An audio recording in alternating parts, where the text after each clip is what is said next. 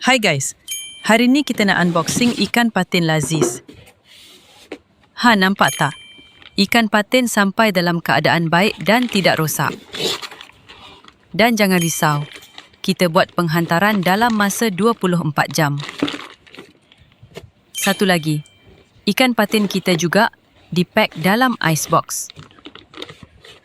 Tengok ni, ikan patin kita masih lagi segar sebab kita buat penghantaran dalam masa 24 jam.